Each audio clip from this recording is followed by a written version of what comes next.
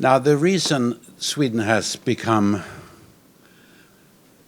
maybe the best in the world when it comes to smoking or non-smoking is really not a government issue at all. It's a question of people understanding that smoking kills you, while snus, which you put in your mouth, doesn't kill you. Simple as that. And furthermore, snus has developed. It used to be loose, something you form with your hands. Nowadays, it's pouches. It's nicotine pouches that you put and you use them, and you don't die from it. That's why 17% of the men in Sweden use snus, and 5.6% smoke. You know, it's like that. It isn't more difficult. It's the fact that people have been given the choice. People are being told the right things. That smoking kills you, and snus doesn't. And again, I think it's important to say that the Swedish government really has done what all governments have done. They have made it impossible to smoke in restaurants. They have made it impossible to smoke outside of restaurants when there are tables there. You can smoke in the street, absolutely, or in your home, but you cannot smoke in a restaurant. And the Swedish government has the same approach as any government in Europe. So it's not the question of government. And the packs of cigarettes are fairly cheap in Sweden, I mean, comparatively, compared to other countries. So it's not the question of making it more difficult. But nowadays, again, as I said before, 5.6% of the male population smoke. Actually, there are more women that smoke in Sweden. The reason being that they don't use snus in the same meaning as men do. And I mean, let's say there are 5.6% of the men that smoke daily. I think about 9% of the women smoke. And they have higher incidence of cancer, of lung cancer than men do. Because they use the wrong kind of nicotine. And again, you don't get cancer from nicotine. You get it from the tar. You smoke for the nicotine, but you die from the tar. It's very important to say that, because a lot of doctors, including, Fredrik and I are doctors, and I think that a lot of doctors, also in Sweden, believe that you get cancer from nicotine. You don't. Nicotine gives you a kick. It keeps you awake. It helps you to be focused, but it doesn't give you cancer. And that's the difference between nicotine and tobacco. Do I have? Andra knappen, den nedanför. So Sweden is becoming smoke-free. And again, it's not a question of the government's done so much. Really, it's a question of people being informed. And I hope that we can be partly helping the world, as it were.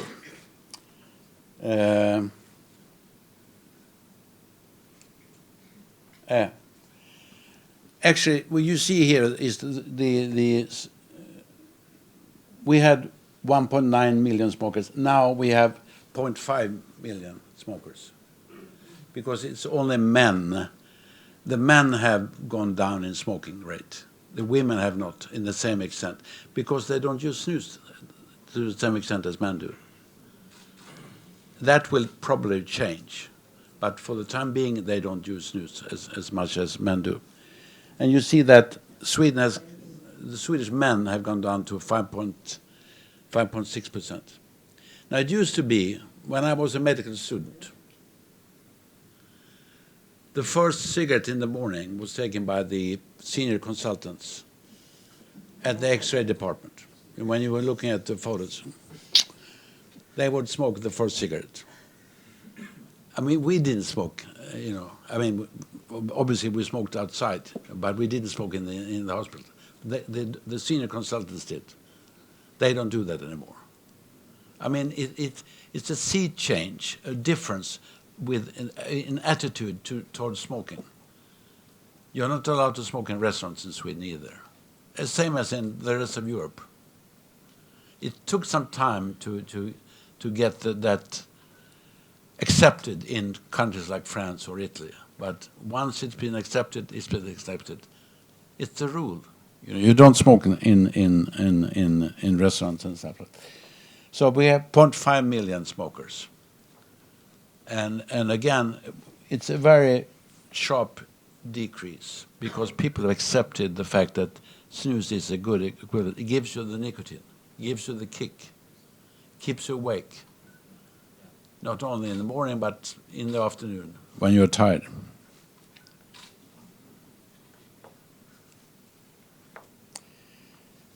Now, you see there the yellow line is the smoking rate. And we have some vaping, not as much, seriously. I mean, we have vapes, but it doesn't really change the picture. We have some shops, vape shops, but I mean, on the other hand, nicotine pouches, meaning only white snus, which means that you have only the nicotine in a cellulose-based solution, and you have no tobacco whatsoever. Basically, it's the same nicotine as you use in the medical profession, the same nicotine as we give to the patients to stop smoking. It's the same nicotine. And it gives, the fact that here it's more, it's a bit stronger than the nicotine that we give as doctors to the patients, but it's the same nicotine. And if this is acceptable, or rather, if what we give to the patients is acceptable, then this should be acceptable too.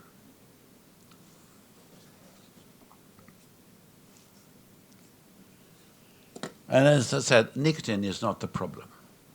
It doesn't give you cancer. A lot of doctors believe that nicotine gives you cancer. It doesn't. The tar, smoking, the tar gives you the cancer. And nicotine just gives you the kick, So what we say here, nicotine does not cause cancer. And some people need nicotine, Some people, I mean, there are about 20% of the, or 23% of the Swedish male population that uses nicotine daily. I mean, 17% use snus and 5.6% use cigarettes. Now, the 5.6% will die. The ones that use snus will see their grandchildren grow. That's the difference. You die, either you die when you're 60 plus, or you get older. And the nicotine use in Sweden is similar to what is the attitude from Europe or European smokers. About the same extent, the same number of people use nicotine in Sweden as in other European countries. The difference is that we have the lowest incidence of lung cancer in Europe. We have basically very little lung cancer. We are below the average of the European Union. And the reason is that we don't smoke. Again, it used to be different. 20 years or 40 years ago, everybody smoked. When I say everybody, I'm exaggerating. Everybody didn't smoke, but a number of people did smoke. Nowadays, nobody does it. You hardly see a cigarette on the street, basically.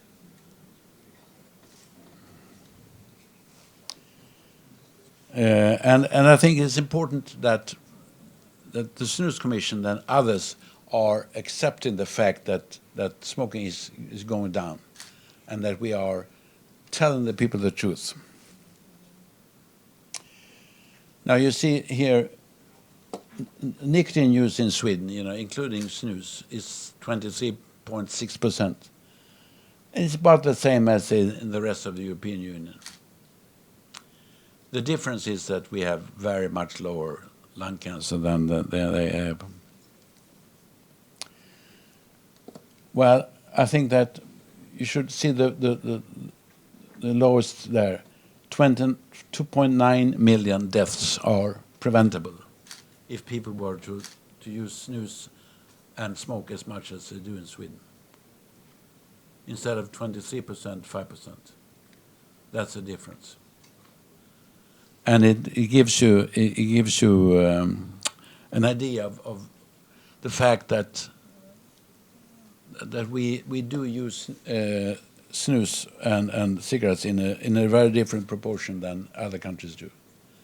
Again, it's not a question of government, really. It's a question of being honest with the public. Tell them the truth. Tell them that if they use cigarettes, they will die. If they use something else, they will live. But they will get the same kick. And that's why it's important that the alternatives have a rate of nicotine inside that is acceptable. If it's too low, it won't do the thing. You have to accept the fact that smokers get, through cigarettes, a lot of nicotine. And you have to have a nicotine level that is equivalent to that, or the equivalent to what they get. I think that it's important that tobacco harm reduction be discussed. And I think that it's important that if we can be of any help, as it were, if we can be of any help, I think we should stand up to the fact. The World Health Organization really is barking up the wrong tree. They want to forbid everything but cigarettes. And the same with the European Union. With all respect, they are totally wrong. And I think Sweden is a good example to show that you can get results without having drastic or means that make certain things illegal. And I think that Malaysia perhaps should adopt a non-smoking stance, as it were. I mean, whether you use this or that other product, it doesn't matter. The important thing is that you use something that doesn't give you cancer, that doesn't kill you. And it's important to say that nicotine disinformation should be eliminated. Again, you don't get cancer from nicotine, you get it from smoking. You smoke for the nicotine, but you die from the tar. And again, we try to get it evidence-based, to tell people the truth. It's important, again, it's more important than one might think that you tell people the truth. It's easy to say, but it's difficult to see to it. And I think that I think Malaysia should try to influence the World Health Organization to become more stringent when it comes to nicotine. Yeah, science, a revolution based on real knowledge is important, because otherwise people won't believe you. Again, I think that it's important that we be honest with the people. Tell them the truth. Tell them that nicotine doesn't kill you, but smoking does. And we should get people away from smoking. Thank you.